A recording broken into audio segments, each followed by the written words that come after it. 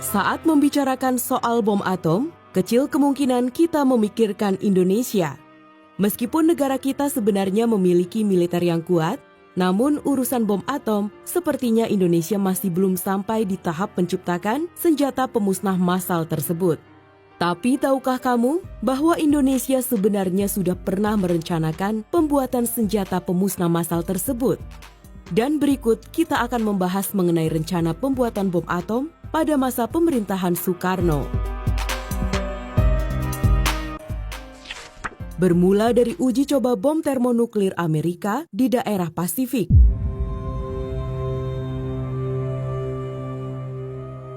Tahun 1954, Amerika Serikat melakukan uji coba bom hidrogen atau termonuklir di Kepulauan Marshall, Samudra Pasifik.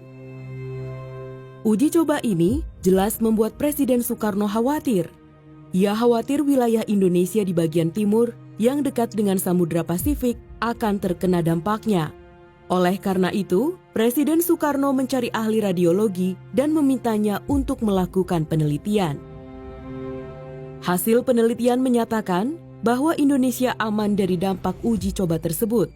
Namun, tim penyelidik memberikan saran agar pemerintah memanfaatkan hal ini untuk mengembangkan bidang nuklir. Maka kemudian dibangunlah Dewan Tenaga Atom dan Lembaga Tenaga Atom.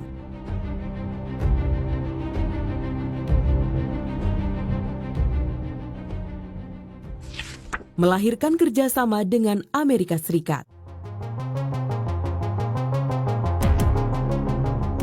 Indonesia akhirnya menjalin kerjasama, terutama dengan Badan Atom Internasional.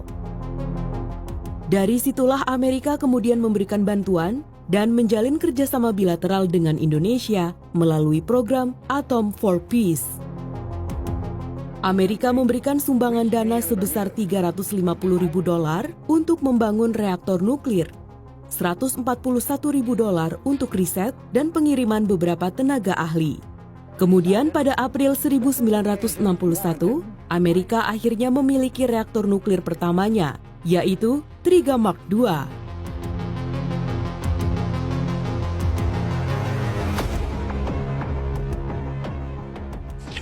Kematian John F. Kennedy yang mengubah hubungan Amerika Serikat dengan Indonesia. Kerjasama yang awalnya baik kemudian merenggang setelah Presiden John F. Kennedy wafat, apalagi dengan usaha Soekarno yang terus menantang neokolonialisme dan imperialisme oleh negara barat. Kondisi semakin memburuk ketika Amerika kemudian berperang dengan Vietnam dan Inggris mendorong pembentukan Federasi Malaysia. Soekarno akhirnya harus memikirkan cara lain dalam pengembangan nuklir ini.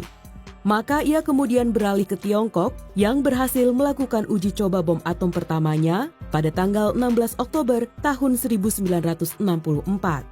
Diam-diam, Presiden mengirimkan ahli nuklir dan petinggi militer Indonesia ke Tiongkok dengan tujuan belajar untuk membuat bom atom.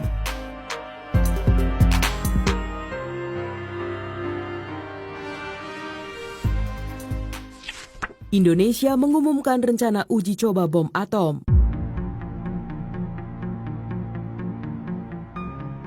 15 November tahun 1964, Indonesia mengumumkan akan melaksanakan uji coba bom atom pada tahun 1969.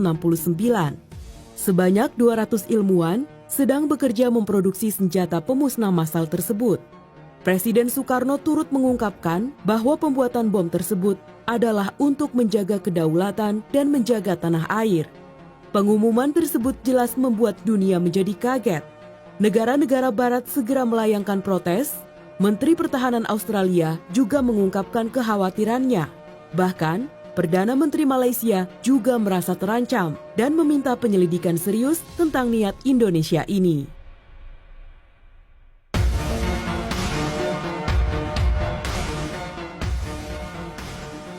Amerika berusaha mengendalikan niat Indonesia untuk membuat bom atom.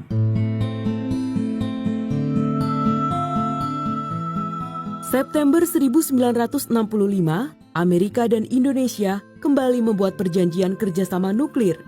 Ada beberapa hal yang ditambahkan dalam perjanjian tersebut, seperti Indonesia harus mengizinkan reaktor nuklirnya diinspeksi oleh mereka. Tujuan dari pasal tambahan tersebut adalah untuk mengendalikan Indonesia. Meski begitu, Amerika masih belum bisa mengatasi keinginan ambisius Indonesia ini.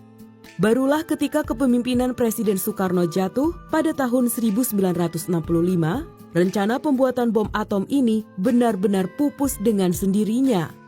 Ketika Soeharto berkuasa, pemerintah ternyata sudah tidak lagi punya keinginan untuk mengembangkan bom atom. Perjanjian nuklir yang ada dengan Amerika akhirnya hanya digunakan untuk tujuan ilmu pengetahuan, pertanian, dan juga perekonomian. Pada masa itu, Indonesia merupakan kekuatan yang ditakuti meski termasuk negara dengan usia yang masih muda. Karena itulah ketika Soekarno mengumumkan rencananya untuk membuat bom atom, negara-negara lain langsung kelabakan dan tidak tinggal diam. Menurutmu, perlukah Indonesia memiliki senjata pemusnah massal?